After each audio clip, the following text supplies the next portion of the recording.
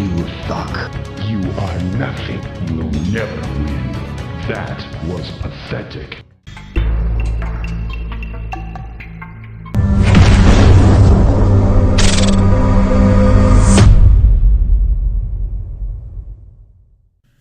Hey everyone, what is going on? It is Bobo Mac here for Crisis in the Toyverse, and finally I am reviewing the Storm Collectibles Mortal Kombat Shao Kahn action figure. This guy is huge. He's packed with a lot of great stuff, and you know, overall I'm very satisfied with the figure, I'll be honest with you. Satisfied with the accessories, satisfied with the look of Shao Kahn, and the fact that we get a throne even makes it even that much more better. There are some things I need to point out and talk about, but let's go ahead and dive into this. Let's talk about them a lot more in depth and see what the ruler of Outworld is up to in 2018. So here is Shao Kahn, and let's just start the process. Let's look at this guy a lot more in depth here. Let's get the camera to zoom in. First thing I want to talk about, even though technically you can consider it an accessory, I don't, and I do because the helmet is really a big part of the character, but the helmet just looks fantastic. It's a little oversized, but you know, I really have no complaints. I mean, it's made of a soft rubbery material, so you don't have to worry about any of these breaking. Well, I take that back. Up here, you probably do a lot more, but as we go through and look at the figure, you're going to see a lot of soft rubber here, and I think that's actually a good thing. Some people speculate it's for, like, whatchamacallit, the safety and requirement stuff, but I honestly think it's so it doesn't break, and that was a smart move on Storm Collectibles. Now, the helmet's done in a nice shiny material that definitely works. It's a little oversized for his head, and let's just bring his head in right here. Look at that mean, menacing look on this guy. Just pure evil. I love the detail on the head with the horns right here. See if the camera will pick it up. All that looks really, really good. But if we put the helmet on like so, it just sits a bit too big on him. If I zoom in more, you kinda, well, not kinda, but you do have to adjust it to fit the eyes in the way that you want. And even then, once you start messing around with the articulation, it's gonna mess up. So it's a minor complaint. I would have preferred if they just sculpted the head and threw in an extra helmet for an accessory purpose thing. But as it sits as it is, it's not bad. It's not a huge gripe or anything. It's just something that I wanted to point out.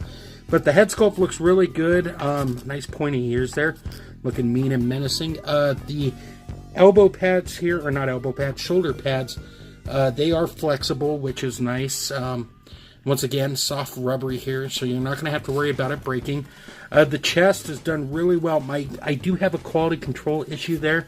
If you can see it, his neck has a tear right there. That's how it came out of the packaging, so don't know what's up with that. Kind of disappointing, but you know, what can you do? We got nice thick nipples there. Nice 6, 8, maybe 8 pack. The belt looks pretty good too. It's got a nice soft pliable rubber-like material, and it is movable, but there's great detail with the skull there, and of course the loincloth with the intricate design on it. You go to the back, you see the spikes and stuff that make up the belt. Those all look really good. What else we got to talk about here? Oh, the arms. Look at those muscles. Very defined and very masculine. Masculine Shao Kahn. Great details on all the hands. This is made of a soft rubbery material too, and it can rotate and pop off if you choose. So you go down to the legs, we got more soft rubbery here. Even if you take it to the back here, these are made out of a soft rubber too. I don't know how these are going to hold up over time. There is some debate on that. Hopefully they hold up just fine, but hey, you never know. So that's worth pointing out. And then he's got the ninja style feet on the bottom there. So all in all, Shao Kahn, very impressive. He's a massively huge figure, and as he should be, because he's a massively huge character in the game. I do think he is a little oversized, like compared to like the ninjas. I mean, not horribly, but you know, it's just a personal thought on that. let's go ahead and break down articulation while I have him here. So in terms of the head, zoom it back in. So in terms of the head, because of this rubbery material that's underneath the articulation, the head is kind of limited, at least it is on mine. You can't really bring it back or forward too far, but you can spin it all the way around, and you do get some side-to-side action. Not a lot, but enough. I mean, he's a big guy. What are you going to do? In terms of the arms, they do go out. We got that butterfly joint with the piece connected in there, so that could pop out and take out if you wanted to, but it just doesn't. It's there to help complete the sculpt, which is nice. And you got the sculpted armband here on the top of the peg, like so. But the arm can go up that much. It can go down and go all the way around. We do have a bicep cut, a double jointed elbow there. Gives you about that much in terms of range of motion. We do have rotation and a hinge, which is nice. It's on a ball peg. In terms of the upper body, he does have a diaphragm joint that allows full range of motion, even turning all the way around. The top portion of it can go back that far, and it can go down like so. And then we have the waist joint here that's connected with the ball peg and plugs into the upper portion. That as well can go side to side and rotate all the way around. And once you combine it together and you take the floating loincloth off, he does bend down a great amount, and he does go back quite a bit. So not too shabby for a big figure. Now there is something I need to point out on mine as well. I have this leg peg here that keeps popping off like so. I don't know what's up with that. I've watched other reviews. I haven't seen anybody else struggle with that the way I have, but this is something I wanted to point out. In terms of the legs, you can bring them out about that far, and then you can bring them in, and you do have the thigh cut right there. He can kick forward, and he can go back. Does have a double jointed knee.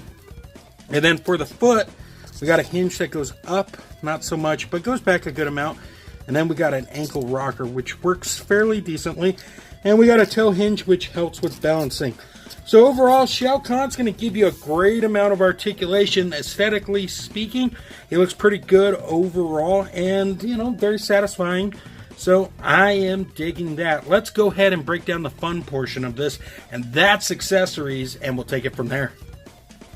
So in terms of accessories, Shao Kahn is packed with a ton of accessories.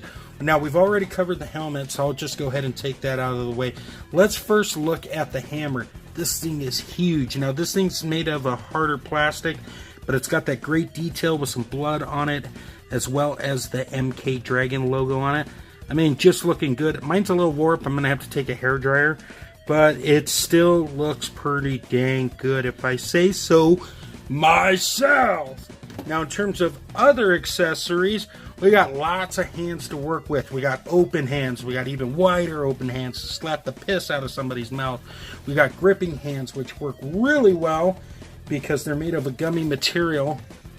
And you just slide that on the hammer like so. And voila, you got some hammer swinging action there. Of course, we got two pointing fingers for Shao Kahn to tell you, you suck. That was pathetic. And then we got the two fist hands that were packed in. And then lastly, we have, well, not lastly, second to lastly, we have an alternate head with a mean stare of Shao Kahn. The eyes are done really nice. The ears are nice and pointy. The forehead looks good as well. And those teeth are really clean. They must brush a lot in the Outworld. Just saying, folks. And then lastly, actually, we have Shao Kahn's throne. Now, some people were kind of disappointed by the fact that the throne wasn't made of a harder material. It's sort of like when you're a little kid, the rubber ducky. You know, you stick it in the water. It's got the air compression there. But I'm not complaining because they didn't even have to include the throne at all. It's really wicked cool that they did. It's got nice detail on it. You even got some blood spattering, some dry brushing, and a little bit of wash on the back. You got the dragon logo. Girlfriend pointed out, if you face it like this, it looks like a crown. And being honest, I can't disagree. But the cool thing is, Shao Kahn can sit in his throne. This Shao Kahn happens to be handless right now. And there goes the leg again, like I told you. I sometimes have the worst luck. And now I'm going to try to do this on camera. I don't know why. This is really my only major gripe with the figure. And now I'm trying to put it back on. And then his arm pad fell off, whatever. But he can't sit in it. I know this is not the best pose. When you see the slideshow at the end, you'll see it a lot more in depth. But he can't sit in it, and that's always a plus. So, definitely cool of Storm Collectibles to include that. Let's go ahead and do a size comparison. I'll wrap this video up, guys. And for our size comparison, in the middle, of course, we have Shao Kahn standing, or I should say towering, over the competition. Of course, we got our Storm Collectibles Ninja here. And at the other end, we have a Mezco Batflick.